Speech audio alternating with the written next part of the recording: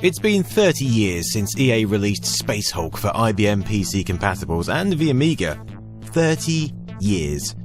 I remember hearing about it in the corridors of school, an experience where you could actually take command of those little miniatures you'd poured so much time into, where you didn't have to imagine anymore, where you could take charge of a squad of Space Marine Terminators and clear out a ship of the dreaded Chaos. 30 years. 30 long years. So, you can imagine my utter delight when I heard that Focus Entertainment, who have sponsored this video, were launching a boomer shooter that felt like it was going to not just bring back the joy that I had 30 years ago, but actually produce the game that I've really been lusting over after all this time. I mean, this is great. But this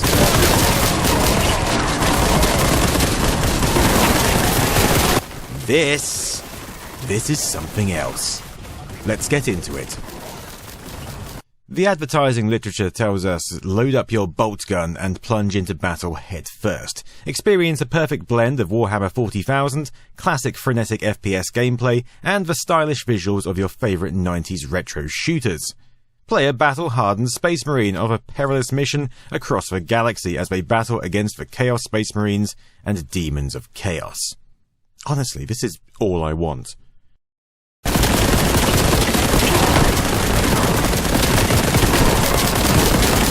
We kick off with a straightforward menu system, none of that complicated gumph. This feels like I'm diving into a game of Doom or Rise of the Triads more than anything else, which is a good start. Options. Oh yes, we have many of those. I do like options. The familiar invert look Y-axis for those of us who remember the Berlin Wall falling.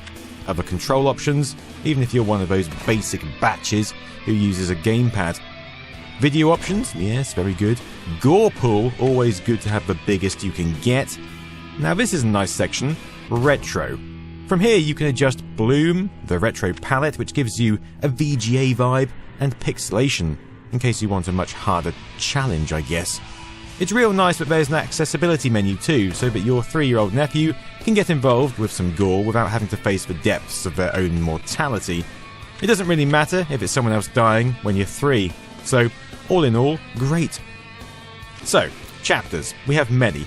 I'm not going to go through all of them and spoil everything for you, but what I will do is start the game and show you this excellent little intro.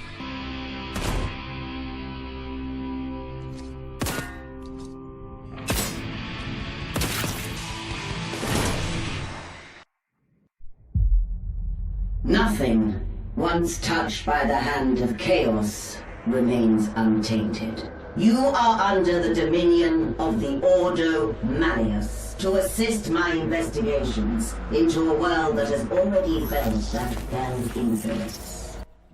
Now, remember Space Hulk? There was this rubber-lipped guy giving you a synopsis to the level.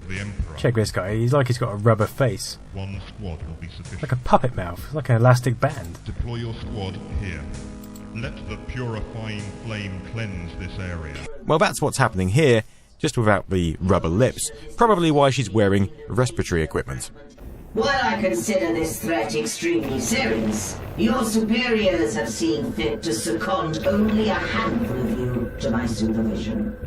Okay, let's get to it by chainsawing the absolute crap out of these guys.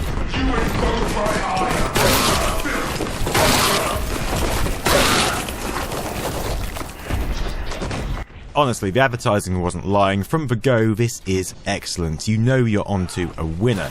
You don't even need a gun. It's just pure, visceral fun, and it's chaotic. And not just because you're fighting the forces of chaos. Just take these taunts you can do. You die here, buddy. Just bloody brilliant. But given the game is literally called Boltgun, it's not long before you actually find a Boltgun and can lose your absolute shit.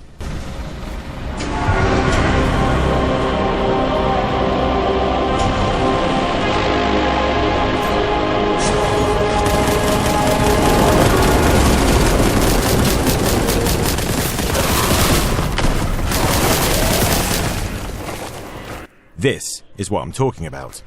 From here on out, it's essentially mindless 90s FPS action. I mean, you turn living creatures into piles of bloody pulp. You collect power-ups, you collect ammo, health, you find keys, you unlock doors, and you move to the next level. So, there we go. That's the end of this review. Thank you for watching. Goodbye.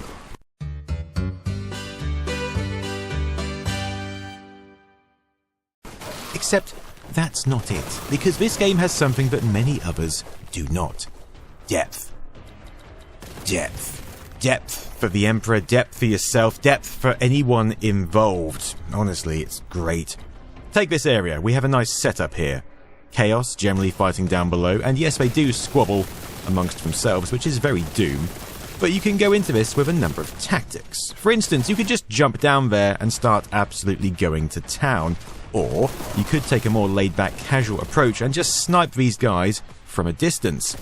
When you have a foe in your sights, their class will appear at the top of the screen and you can just pop until your heart's content.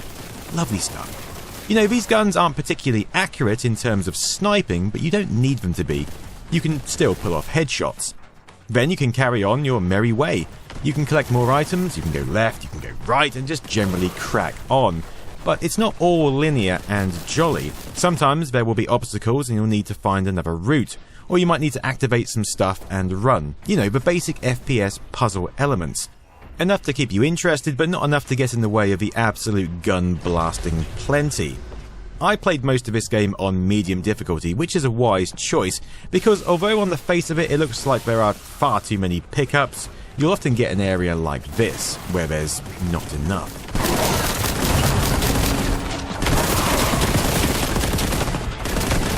And these places are a kind of kill zone, and you do die. Boy, do you die. You need some skill to get past these mother fudgers.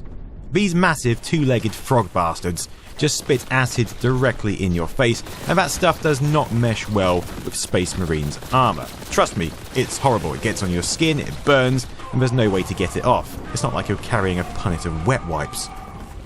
And I guess if I had a couple of gripes about the gameplay, it's that sometimes you just aren't aware of how much you're getting hurt. Like real life, really. So when you're in the middle of these purge sections, some of these guys will utterly devastate you in seconds, and there's no significant on-screen visualization that you need to haul ass. You just suddenly realise that slime is ripping you a new butthole. You do get a red bloody border when you're almost dead, but by that point it's almost too late.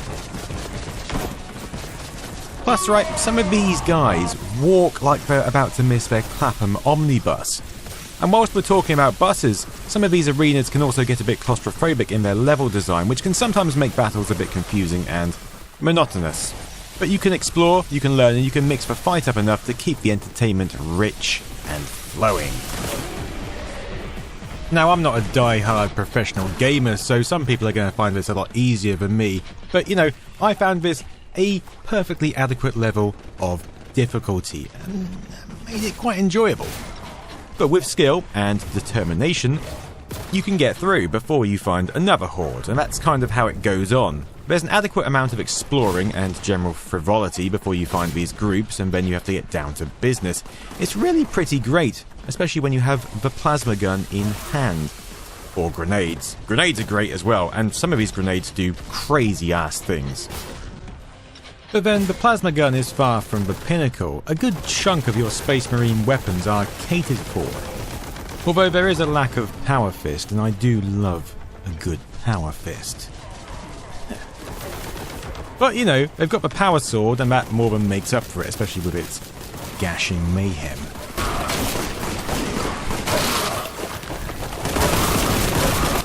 But even the bolter stays fresh and useful. You get different rounds as you go, some armor pierce, some just cause utter destruction, and it really pays tribute to the name of the game. After all, what's a Space Marine without a trusty bolter? Even the chainsword is great, and you can even use it to pull you in closer to an enemy. You kind of lock on and then just purge the poor sucker to absolute death. I guess the only thing that die-hard 40k fans would be upset about is you can't change your Marine's chapter. Yes, you're stuck with those snobbish Ultramarines, I'm afraid. I am an angel of death. Glory for Ultramar! But hey, that's fine. They may not have been my favourite colour in Space Crusade, but who cares when you're having so much fun? And that's really key here. The game is fun. Just taking down a Chaos Terminator alone is majestic.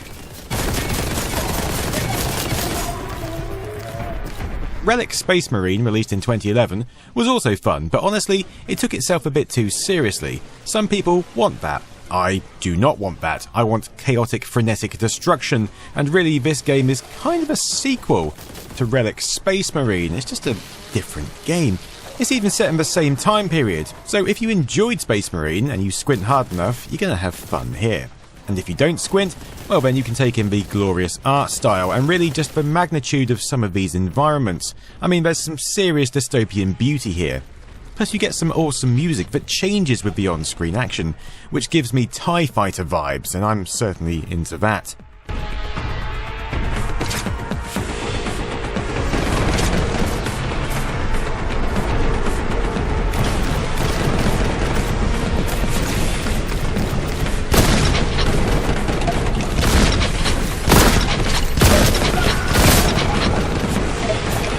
I'm not going to spoil the game by going through everything there is to see and do, because that would be insane, and I don't think you want that, especially because you probably want to play this. But what I will say is that I had an absolute blast. Yes, a blast. That's a pun, and I'm very happy with it. I had a blast playing Boltgun, and I think you will too, especially if you've got the brain of a 3-year-old who doesn't want to face their own mortality like me. And I know this is a sponsored video, but honestly, I would review this game exactly the same if it wasn't. This is a fantastic game. I am a huge fan, and I'm glad that it was brought to my attention. So thank you, Focus Entertainment.